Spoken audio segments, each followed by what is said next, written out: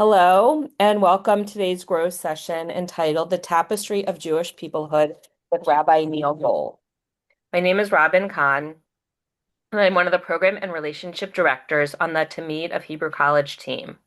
I'm thrilled to be with you today for our final Grow session of 2025. Grow sessions are designed to be opportunities for participants to gather, reflect, observe, and wrestle with important topics relevant to our lives today through a Jewish lens. Today, we have the pleasure to learn more about Jewish peoplehood. Rabbi Neal Gold teaches and writes about Jewish texts, Israel, and the intersections between Jewish spiritual life and the contemporary world. In 2020, he created a rapidly expanding online platform for adult Jewish learning called A Tree with Roots. He is adjunct faculty at Hebrew College and in 2023 became the spiritual leader of Am Hayam, Cape Cod Havurah. He is the immediate past president of the Massachusetts Board of Rabbis. In 2021, he became an inaugural J.J. Greenberg Institute for Advancement of Jewish Life Fellow at the Hadar Institute in New York. He received rabbinic ordination from Hebrew Union College, Jewish Institute of Religion. In 2018, he earned a second master's degree in Near Eastern and Judaic Studies from Brandeis University. He is the author of many academic and popular writings about Judaism and Israel, and is the editor of Radiance, the collected prose and poetry of Danny Siegel, published by the Jewish Publication Society in 2020. During today's session, please use the raised hand feature on Zoom if you have a question, and we will have a few minutes at the end for questions too. Welcome, Neal. Thank you. Thanks to Robin and Kim and everybody from the Hebrew College Community Learning Tamid department. I'm so grateful to you perpetually, like day in and day out, for giving me forums like this to teach Torah on. And thanks to all of you for being here today. It's really wonderful to see so many familiar faces and then other people who are learning together in the classroom for the first time today. And it's the miracle of Zoom also connecting us, some people local and some people quite far away. Really, really happy to be with all of you today. Those of you who studied with me before know my MO. I have way too much material for the time that's allotted to us, so we'll edit and be judicious. I invite your questions, your comments, and your reflections either through the chat feature or, like Robin said, through raising your hand. I want to talk about Jewish peoplehood. I'll talk a little bit about my long-term perspective of Jewish peoplehood, and very much I want to talk about each of us finding our place in the tapestry of Jewish life today. The reason why I want to talk about this is because I've been kind of obsessed with this concept, especially for the last couple of years, especially since the events of October 7th. I think that after the horrors of October 7th and everything that's come afterwards, including the devastation of the war and the surging anti-Semitism locally, nationally, and around the world, a lot of people, myself included, saying, what is this pain I feel? Why does this hurt so horribly? And a Torah teacher based in New York, who we'll learn a little bit more about in a little while, named Michal Biton, wrote a very prescient article, I think, called That Pain That You're Feeling Has a Name. It's called Peoplehood. And that's kind of what I want to explore a bit together today. I'm going to start by talking about me. And I want to tell you about the most anti-Semitic experience in my youth that I ever had. It's not so horrible, which should just give you a sense of how sheltered and privileged my childhood was. But the most extreme anti-Semitic experience I ever had happened when I was in college. A rather notorious speaker came and addressed our school, a small liberal arts upstate university. Colgate University is where I went to college. This particular speaker had gained notoriety at the time in the early 90s for going to college campuses and saying outrageous and offensive things against the Jewish community. Hitler had the right idea, et cetera, stuff like that. It caused a big debate in the Jewish community at that time on campus, saying, what do we do? Should we just completely ignore this? If we completely ignore him, odds are he'll probably come to campus and speak to a room of about 8 or 10 people. But instead, we chose to stand up to it, to call out anti-Semitism, to write op-eds in the school paper. So as these things happened, he came to campus and spoke to a packed hall of 300 or 400 people. I don't know if we made the right choice or not, but that's not the point of this story. The point of this story is he kind of lived up to his expectations, said some inflammatory things, and by the end of his speech, when there was dialogue and questions and answers with the audience, it got kind of heated. And one of the things he said was, "What is it with you Jews anyway? What are you? Are you a religion or are you a people?" And if you could peel away the horrible context of the question, if you could peel away the anti-Semitic kind of setting in which it was said and the you people sort of thing, it's actually a fairly prescient question. Actually, it's a question I imagine that most of us have asked ourselves at some point. What are we exactly as Jews? Are we a religious faith? Are we a religious community? Are we an ethnicity? Are we a people? Or what?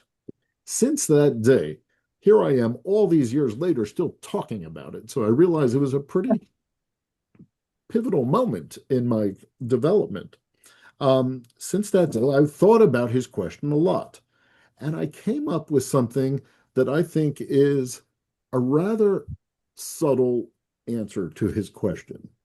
What are we? Are we a people? Are we a religion? Are we something else? And here's the way I've been thinking about it. Um, and I'm going to share my screen because I think I need visual aids to be able to do this. Here's the way I think about his question. On the screen, you see some concentric circles. There's a big circle here and a smaller circle on the inside. You see that? Um, this is going to take us back a little bit to seventh grade geometry. If that's a happy thing, good. If that's something that gives you hives, I apologize, but it won't be too painful. The big circle is what we will call the set of the Jewish people. Everything and everybody inside the large circle is, for our purposes, we'll call a Jew, a member of the Jewish people. Here, this person, this X here represents somebody in the circle. This X here represents somebody in the circle. Now, this smaller concentric circle that's on the inside here, let's call that the Jewish religion, however you want to define it. People who do religious stuff. They come to Tamid classes in the middle of a weekday. They light Shabbat candles. They fast on Yom Kippur. Some or all of these things. I'm defining it very loosely, however you want to define Jewish religious behavior, rite and ritual. So this person here identifies themselves as someone who adheres to Jewish religious activity. This person here is what we might call a cultural Jew or whatever, somebody who doesn't buy into religious life, rite and ritual whatsoever, but identifies very firmly with the Jewish people. And here's the fascinating thing. From classical Jewish thought, both this person and this person are 100% Jews. No matter, I think that that's a statement I can confidently say, no matter where you are on the religious ideological spectrum, if you're very orthodox or very liberal or even very secular, both would agree this person and this person are Jewish. Now, that means that sounds like Judaism is a people. It's a something that you are born into and that you carry into. Both of these people, it's not defined by religion. But the question gets a little muddier because here's this person, a third person here on the outside. This person is not Jewish. This person wants to come into the circle and become a Jewish person. Is that possible? Of course, it's possible. We all know that. We all know and have people in our lives who have become Jews by choice, have chosen to become part of the Jewish people. And we are all blessed by people like that in our lives, in our family, in our communities. So, how does that person come in? Well, there's a problem. If Judaism is indeed something that's biological, something that's ethnic, a people, you can't change your ethnicity. You know, I may and do love Jamaican culture. I love everything. I love the food. I I think I've never been. I would love to go to Jamaica. I could listen to reggae music 24 hours a day, 7 days a week. I can't ethnically become a Jamaican. However, this person on the outside, we all know there is a pathway that that person can become Jewish. So maybe it's not totally a people. Maybe there's something else. Maybe it's a religion because people can and do change their religions. The more I thought about it, the more I realized that there's a subtlety to it here. Um, and here's what I was thinking. This person wants to come in into the circle. How do I make that go away? There we go. The problem is this is a closed door. There's no way to come into the circle through culture or ethnicity from the outside. There is a way into the circle. There's a door. Here's the door. The door into the circle is through religion. You want to become Jewish? You come in through the doorway of religion. And then say all of our sources and all of our, authorities, when this person comes in through that door, he or she is 100% Jewish as much as anybody else who's previously inside the circle. So what is that? Is it a religion? That sounds like a religion. And the more I thought about this, I distilled it down to a single sentence. It's going to sound really simplistic. Maybe it's too simplistic, but this is the way I came to think about these things. Judaism is the religion of the Jewish people. In other words, for you and me both, I presume I don't know everybody on the call right now, but I'm going to go out on a limb and say all of us kind of acknowledge that the stuff we put in the category of religion, rite and ritual, Torah study, belief in God, um, everything that goes into the umbrella of religion is only a part of what Jewishness means. Now, for you, your experience may be different from your neighbor or the person next to you on the Zoom screen. It may be a huge part of the experience of being Jewish or a small part of being Jewish. But one way or another, it's only part of Jewish identity. So I'll say again, Judaism is the religion of the Jewish people. And what I want to talk about for the remainder of our time together today is this idea of peoplehood, as opposed to the idea of religion, faith, rite, and ritual, and so on. Judaism is the religion of the Jewish people. You know, the Torah itself never quite speaks of religion. Religion's a later construct than the Torah is. Let me take the screen down. I'm sorry. Um, but the Torah has a word that's very similar to religion. That word is dat, dalid tav. But nowhere in the Torah does it speak of dat Yisrael, the religion of Israel or the faith of Israel or anything like that. But plenty of times, over and over and over again, does the Torah speak of Am Yisrael and Bnei Yisrael, the people of Israel. So today I want to say some words about Jewish peoplehood. A lot of people have been asking these questions since October 7th. Dr. Beaton wrote that article, The Pain That We're Feeling at This Moment Has a Name, and that name is peoplehood. Here endeth the introduction. I hope I'm doing all right so far. When take a moment to digest some of those ideas. I think some of those ideas are things I've been thinking about for a long time. They may be controversial. You may disagree with them, um, but uh, but I hope they're food for thought. Okay, as is my MO, I am now going to put into the chat a link to a source sheet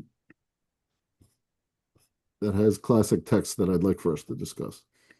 Um, no way we'll get to all of them, but they'll all be useful for you after our hour together is over. You may want to look at some of them afterwards. So there's a link in the chat to a Google Doc for those who like to download or print out these things. Of course, I'll share the screen as we discuss them in our time allotted together today. The earliest references to the Jewish people um, outside of the Torah. Here's a good trivia fact for if you're ever on, I guess, a really weird episode of Jeopardy or something like that. What are the earliest references to the people of Israel, not in the Torah, like in archaeology and outside sources? Where are the first places that there is a reference to the people of Israel? Well, those are the things that are on page one. The oldest reference to the people of Israel, Rebecca knows, she just put it into the chat. The oldest reference to the people of Israel is in an Egyptian document from the 13th century BCE. That's a long time ago. That's older than the Torah. There was an Egyptian pharaoh named Merneptah, and Merneptah, a stele with his kind of a declaration of his was found in 1896 in Thebes in Egypt. And it's a very important, provocative archaeological discovery because for the time being, it is the oldest reference to Israel that exists in any document.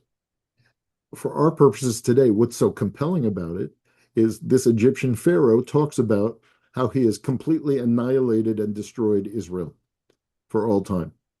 He writes, you see it at the top of the page. I put the key part line in bold print. Israel is laid waste, and his seed is not. His seed is not. That means, and I've completely destroyed them. There aren't going to be any future generations of Israel. I've completely destroyed them. What's the second oldest reference to Israel in an outside source? Then you have to fast forward a couple of centuries and to another part of the world. If you go to the Louvre, if they haven't stolen it yet, there's a stone there called the Moabite stone. It was written by King Mesha of Moab, one of the arch enemies of the Jewish people in the days of the Bible. He's mentioned in the Bible. And King Mesha of Moab talks about a war he waged against the kingdom of Israel and completely annihilated them and destroyed them. There's a lot of remarkable things about these documents, but for our purposes today, the most remarkable thing is that in the two earliest references to the people of Israel, outside of our own sources, it talks about the complete annihilation and destruction of the people of Israel. And there's no pharaohs today, and there's no Moabites around today. But you and I can sit on a Wednesday afternoon through Hebrew College on Zoom and have a conversation about these texts. There's something kind of remarkable about that. And it leads me into this thought about it reminds me of a remarkable contemporary essay by a contemporary scholar named Simon Rawidowicz, who wrote a famous essay in the 20th century called Israel, the Ever-Dying People. Every generation of Jews, suggests Rawidowicz, has worried and fretted that we are the last ones, that the next generation, for that either through anti-Semitism and genocidal enemies from the outside, or through assimilation or apathy or disinterest from the next generation, we're terrified about the continuity of the Jewish people, what's going to happen. Rawidowicz, that's on page 2 in our document here. He wrote this famous essay, of which I'm not going to subject us to the whole thing. It's a really important, compelling 20th century document of American Jewish life, called Israel, the Ever-Dying People. Rawidowicz, by the way, is a fascinating figure in Jewish scholarship. He was born in Poland, came uh, uh, before the Holocaust, came over to America, and he was the first, in 1948, he was appointed the first director of Jewish studies at a brand new institution called Brandeis University. So he's significant in that regard. Here's a little passage, though, from Israel, the Ever-Dying People. The world makes many images of Israel, but Israel makes only one image of itself, that of constantly being on the verge of ceasing to be, of disappearing. The threat of doom, of an end which forecloses any new beginning, hung over Israel even before it gained its nationhood, while it was taking its first steps on the stage of history. Indeed, it would often seem as if Israel's end preceded its very beginning, almost from the first meeting in the desert between Moses and Israel, when the princes of prophets uttered the dread admonitions of Deuteronomy, to the pseudo-prophetic outbursts of Bialik in the 20th century. Seers and mentors in Israel, time and time again, have pronounced this dire warning: Israel, thou art going to be wiped from the face of the earth. The end is near unless and if, and there were many ifs, and yet they were always the same. So I was thinking a lot about Rawidowicz. I was thinking about Israel constantly on the precipice of destruction. And it's related, what his essay is about is the relationship, maybe part of Jewish survival is wrapped up in the idea of worrying about Jewish survival. Because somehow all these thousands of years since the Pharaoh Merneptah wrote down his stela, we're still here and still having this conversation. And again, in the post-October 7th world, a lot of people are saying, what is it? What is it that keeps us going, that keeps us enduring, and connects us to one another? How am I doing so far? Because I'm not a big lecturer. I'm big on dialogue and discussion. So at this point, questions or comments or reflections on anything that I've put on the table so far? We doing all right? Karen. Hi, Karen. Hi, I'm new here. I'm a member of Congregation Bethel in Sudbury. Nice to see you. Nice to I'm see you. nearby. I'm in Natick. Lovely. Um, I guess I worry that this chronic concern about our survival it's real, and I worry that it doesn't it doesn't help us get the strategies we need for this moment in history where fighting against anti-Semitism, i.e., fighting against our annihilation, to me requires a solidarity perspective. Mm. And we're so in the habit of worrying about protecting ourselves as a people that I feel we may not have the skills to work with potential allies, and instead it makes us vulnerable to being split apart by right-wing forces from people who would otherwise be our allies. And I'm wondering what you think about that. So what do you mean by solidarity when when you said a solidarity moment? Yeah, solidarity meaning, and I don't want to take too much time here, so I'm trying to think about how to be concise. By Mhm. solidarity, I mean there are other groups. If we look at our own communities where we live, there are Muslims who are frightened, there are Hindus who are Yeah. frightened, there are Black people who are frightened, and instead of allying with them, we want to fight against anti-Semitism. We want to have a commission to fight against anti-Semitism. Uh-huh. That's what I need you to clarify. Solidarity with whom? Solidarity with one another on the inside, or solidarity with like-minded minority groups on the outside? That's what the clarity I needed to get from you. I don't know. I wrestle with exactly that sort of question. It's a little bit, it's not off topic. It's just not precisely what I want to talk about today. Because it's my hope that with the information I wanted to share, especially in the second half of this conversation, that you're going to take it to a certain logical conclusion. And the people, other people in the class might arrive at a different conclusion. I can't tell you what to conclude from the material I want to share with you. I want to puncture a few myths about Jewish peoplehood, and I ultimately want to affirm Jewish peoplehood as an idea. What you do with that, I'm going to trust you enough to do. I'm going to trust you enough to do something important with that. That may sound wishy-washy to you, Karen. I don't mean it to be wishy-washy.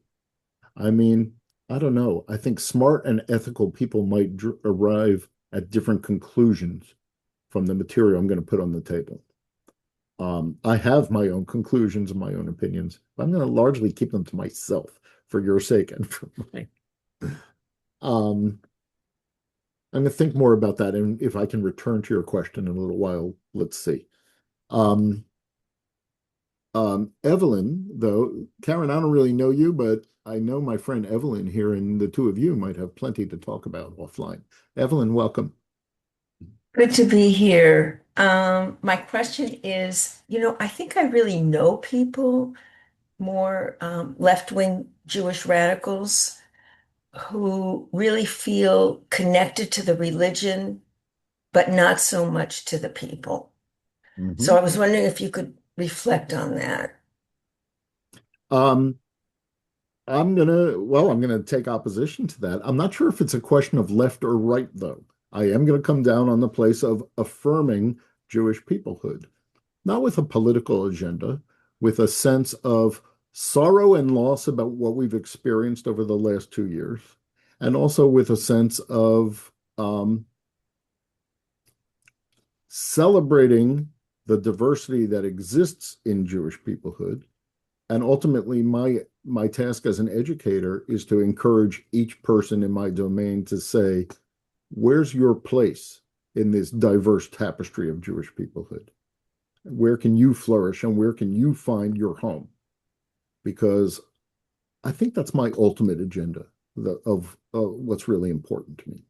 So, and let me say a few words about that. Let me get a little further down that road and see if I'm able to accomplish such a grandiose task. Um, One other text I want to share with you, some of you have learned this text with me before, is this is my October 7th text, the one that I keep coming back to over and over again in these past 2 years. It's a rather obscure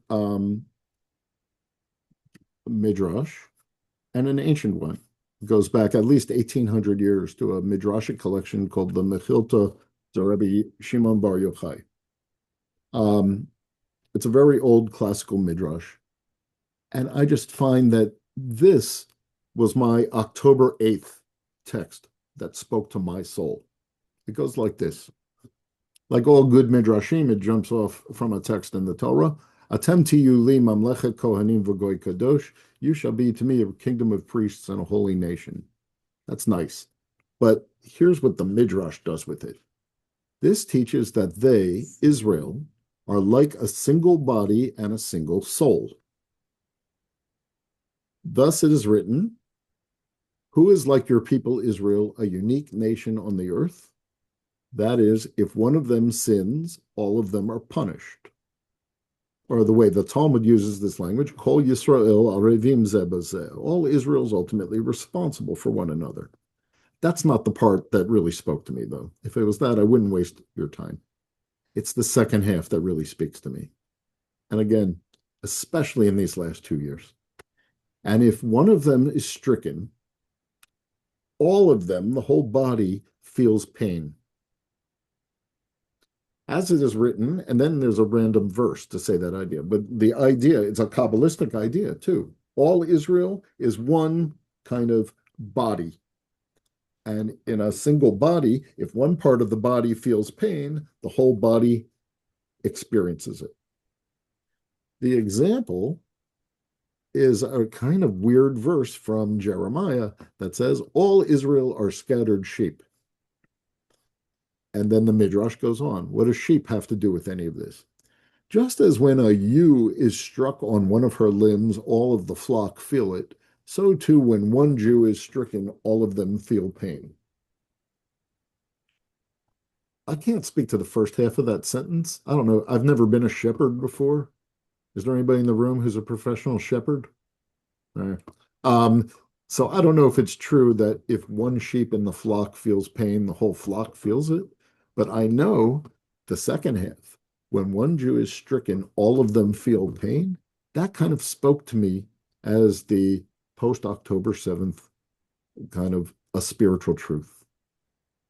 And there's one other subtle thing about this midrash that I find very striking.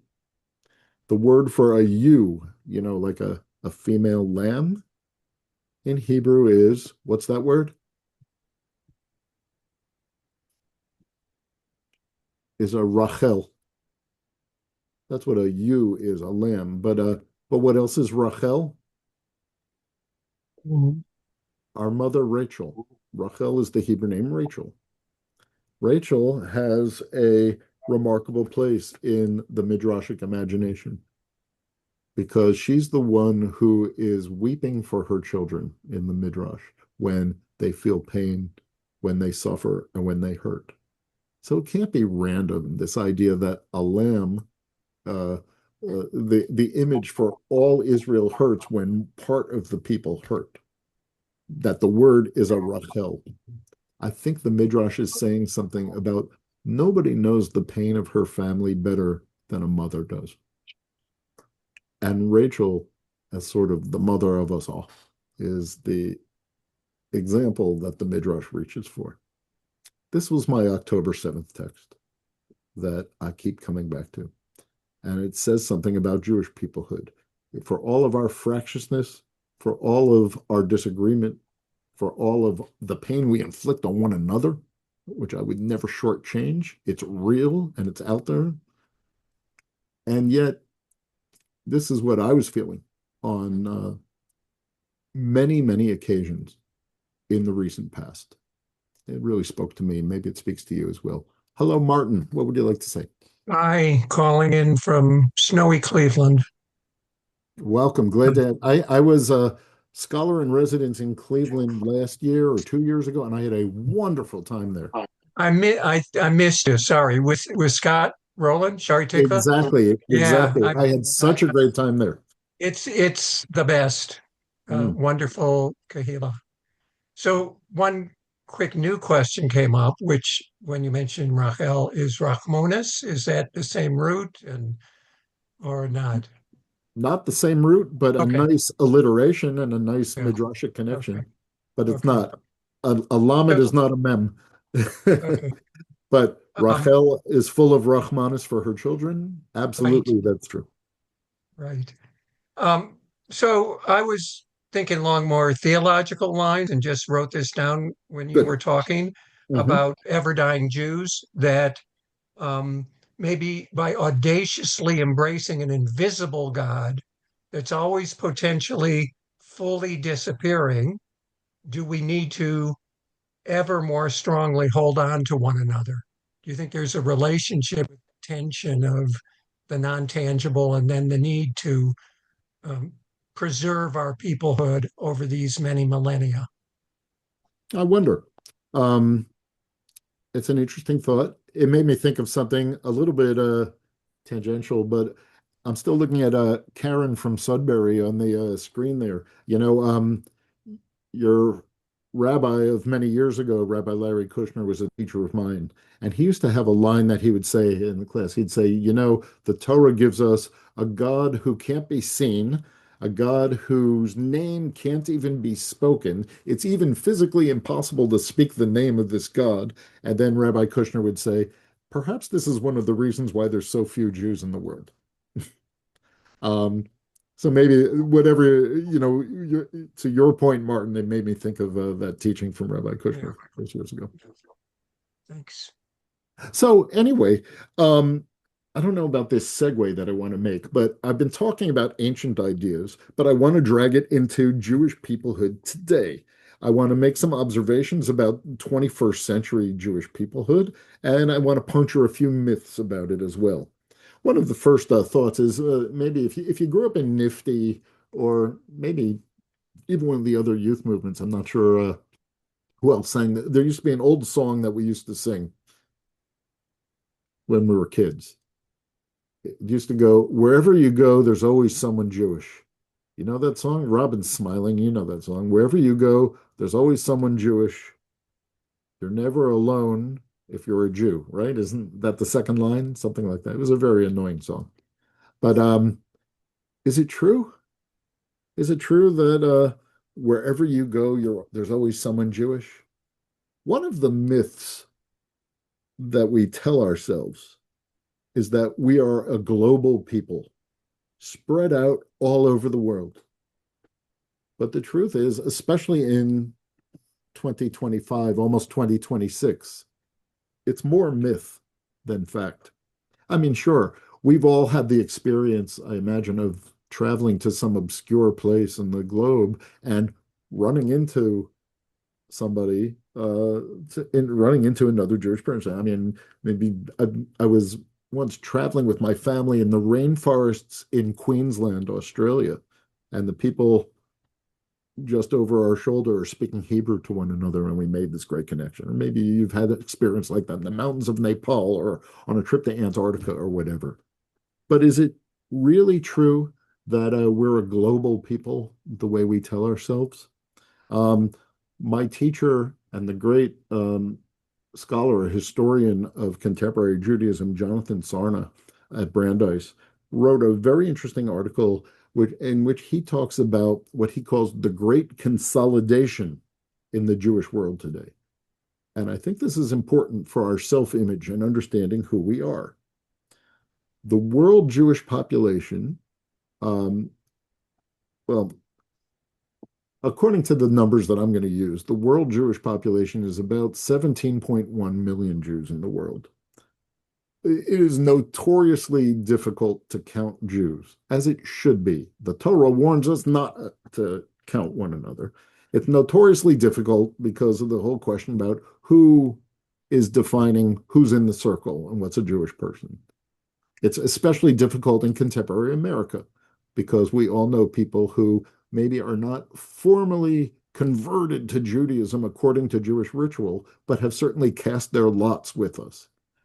For our purposes today, I'm not a sociologist and don't get too hung up on the specifics of the numbers because I'm trying to illustrate a different point with the next graph that I'm going to put on the screen here.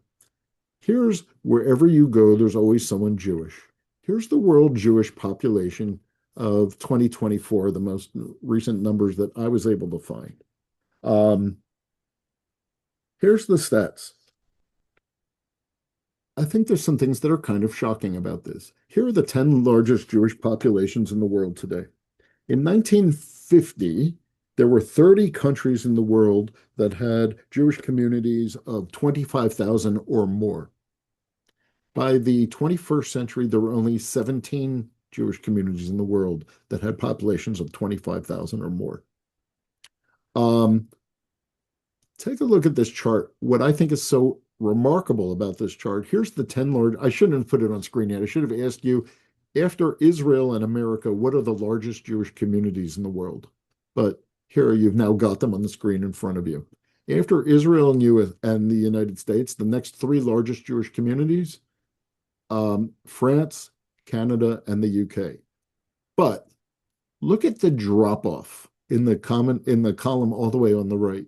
According to these numbers, and I know these numbers are fungible, but for our purposes, let's say Israel is the largest Jewish community in the world, has about 41% of the Jews in the world live in Israel today.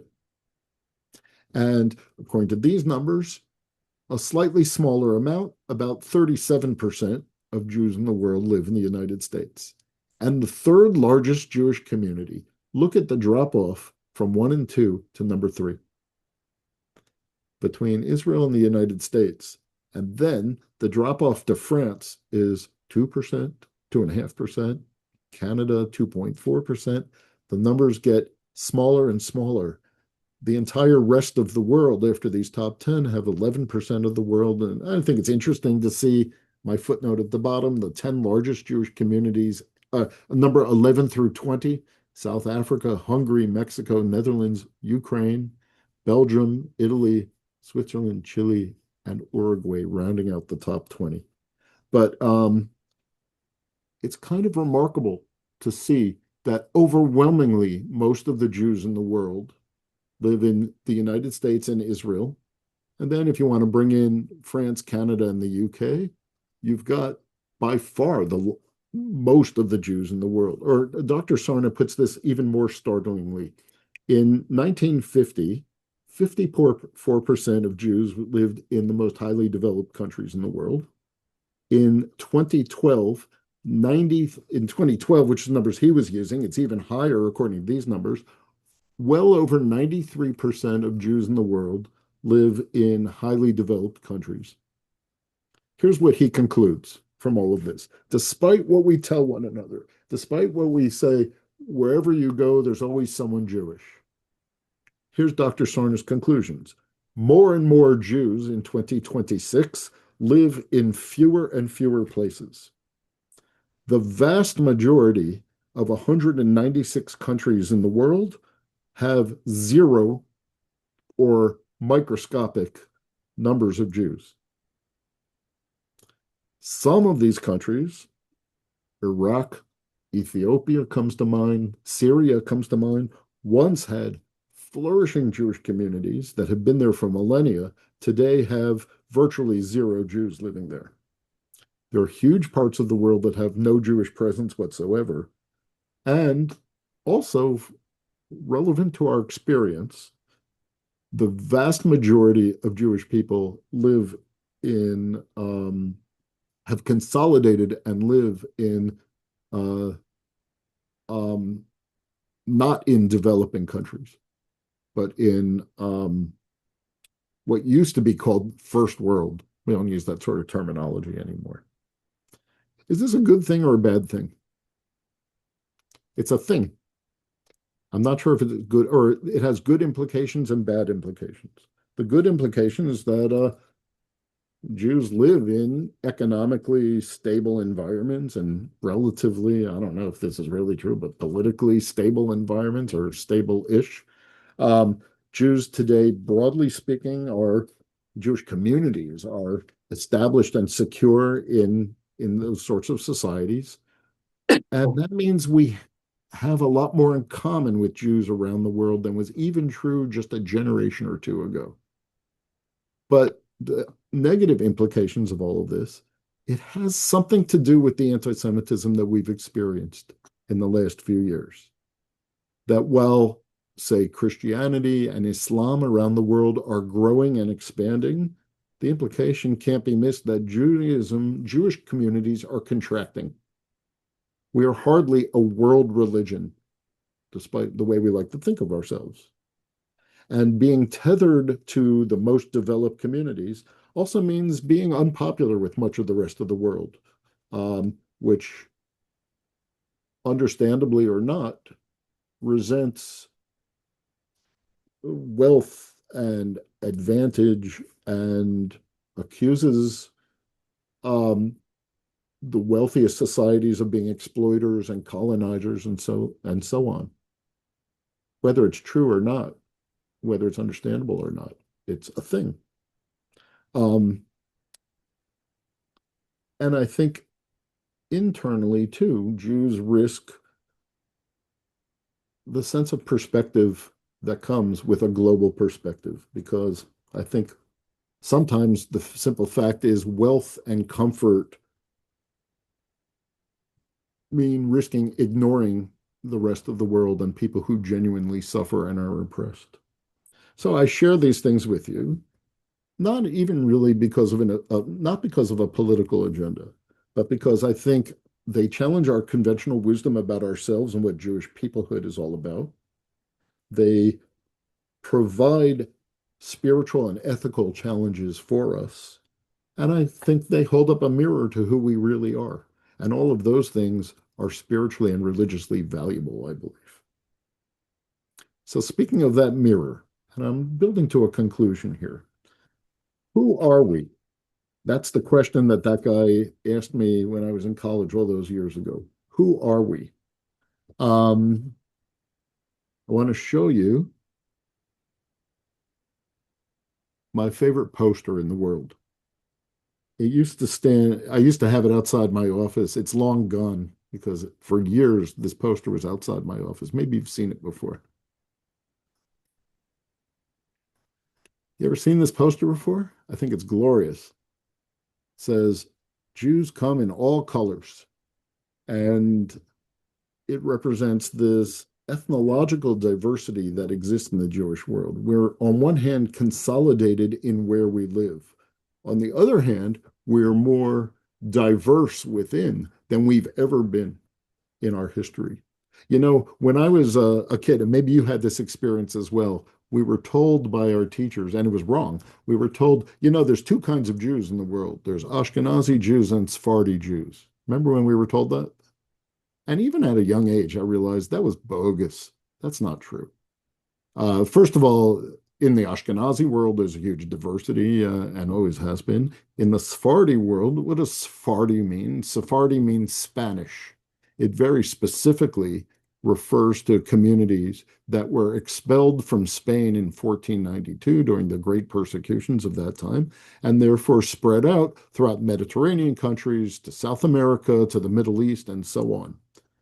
But, you know, if you ever encountered somebody from a Jewish community in, say, Aleppo, Syria, or from Iraq or Iran or from Yemen or from other places, and accidentally called them a Sephardic Jew, it's a horrible thing to say.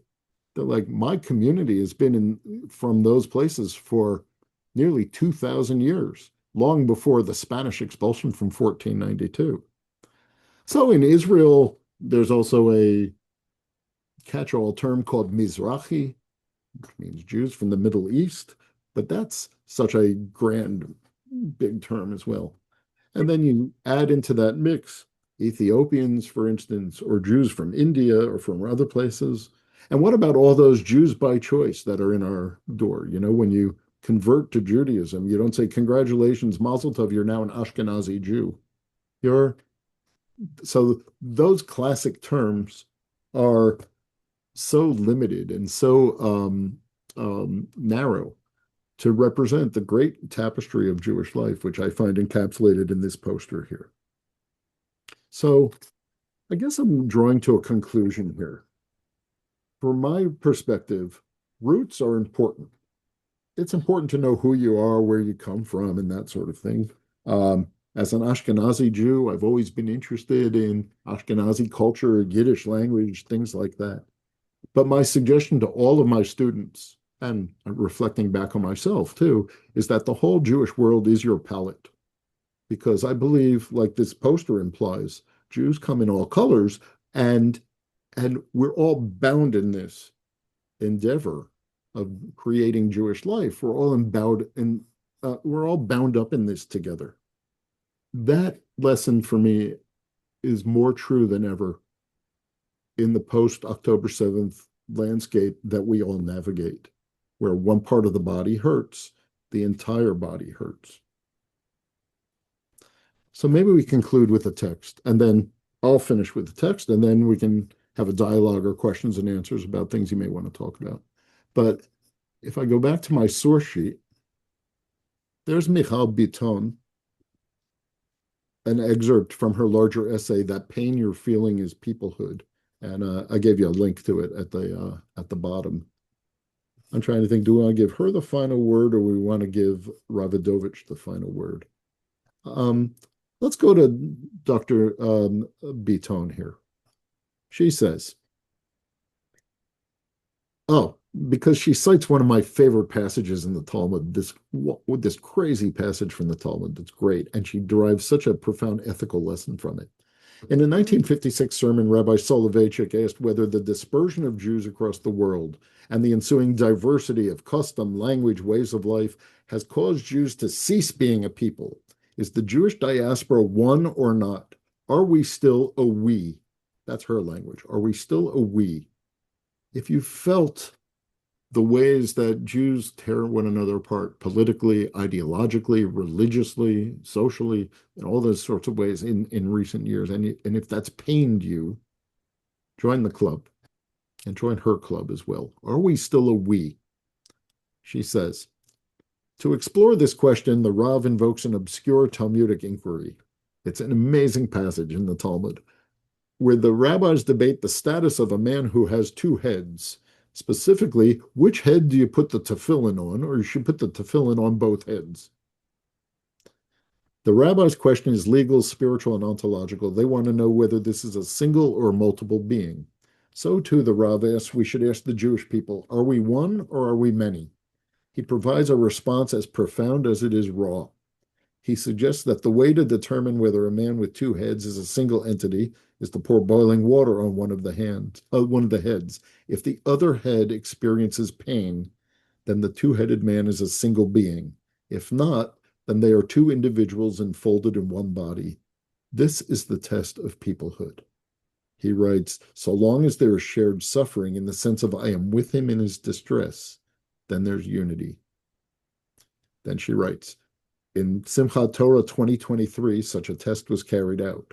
The worst form of cruel, murderous, boiling water drenched our people in southern Israel, and many of us, thousands of miles away, cried out in visceral pain. The anguish has been overwhelming, as has the rage. It has led many Jews around the world to act in ways we've never acted before, just inspired by feelings we've not felt before. She's not condoning that, she's condemning that. This is what Jewish peoplehood feels like. The pain is telling us that the organism is working, that we are still a we.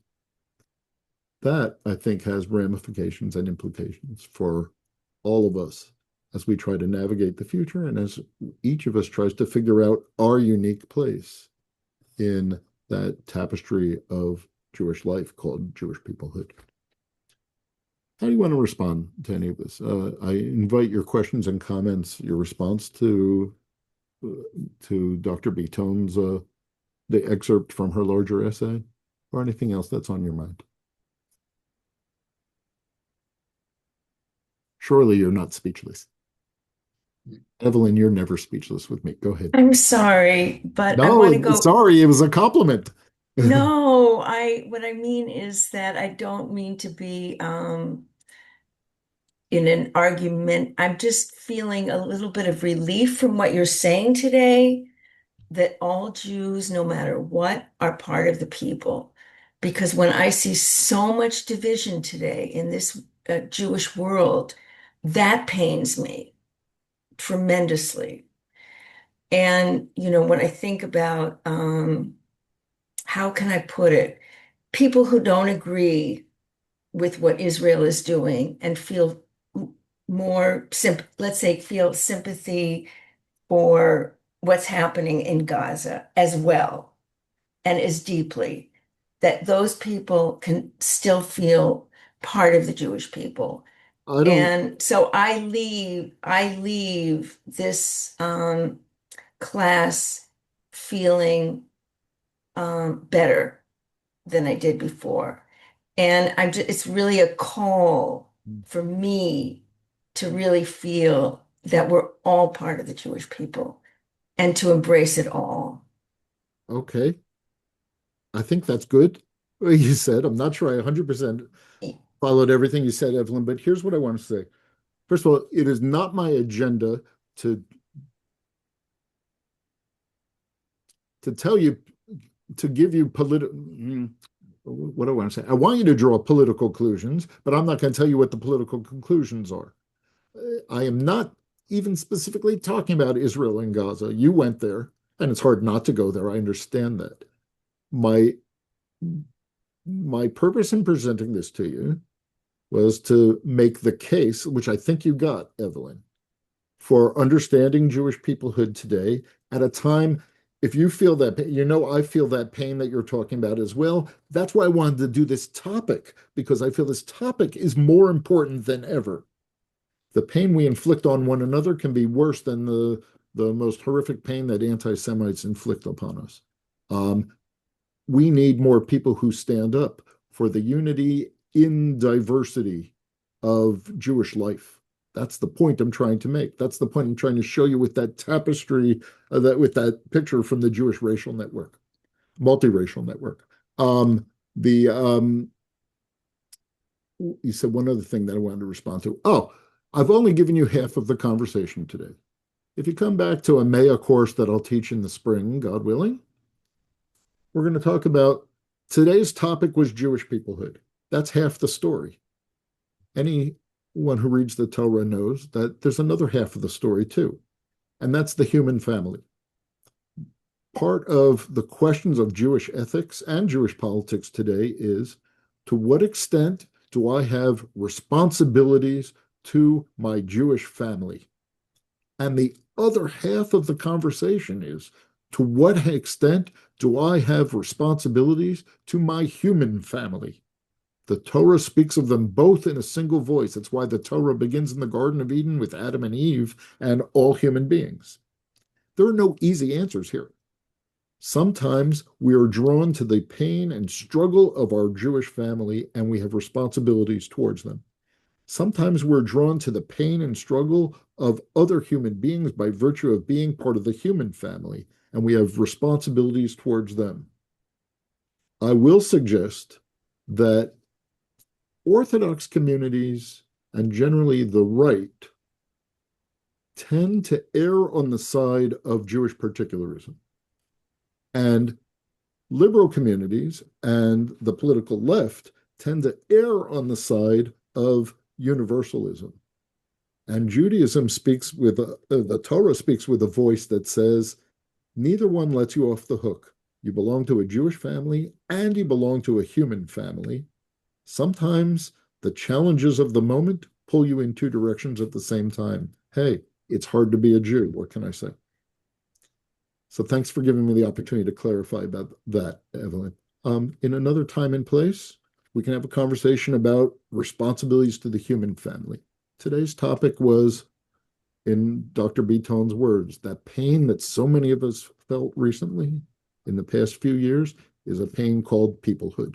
That's the point I wanted to make today. Susan Fish. Hello, Susan. Yes, hi, thank you. I'm so glad you mentioned that you're giving a course in the spring, because I need it after this discussion. Thank you.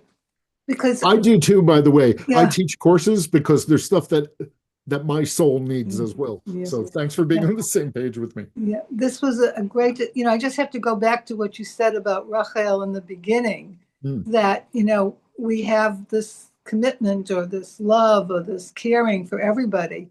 But that was October 6th and 7th. But this is 2 years later, and is my feeling, there's my conflict, and there's what you just said about peoplehood in a new course. I think I need more of that to get me to a point where I'm not so disturbed about the whole thing. And because I think, as you mentioned in the beginning, we all do have our conflicts today. And it's painful. It's a painful experience to live through this. I find it that way. So thank you for getting me to emote a bit.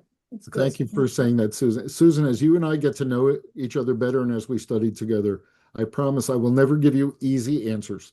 Good. Okay. But I will try to help you clarify your own thinking. Thank you. I need it. You got it. Anybody else? I think it's 1 o'clock. We're just about done. Anybody else? Or I'll turn it back to you, Robin, for any words of conclusion that you want to share. Neal, thank you so much. It is always a pleasure to learn with you and have you as a colleague at Hebrew College. Thank you all for joining us today. I just put 2 important links in the chat. Our next growth session will be on Wednesday, January 21 at noon. The title is After Me, the IDF and Israeli Society. Join comedian, author, and former IDF lone soldier Joel Chasnoff for a fresh perspective on the Israel you didn't know you didn't know.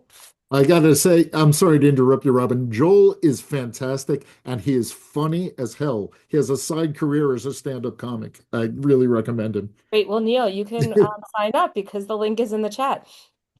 And in addition, please be sure to check out the Adult Learning course catalog for new classes. We have several classes starting in January and a whole slew of classes starting in February.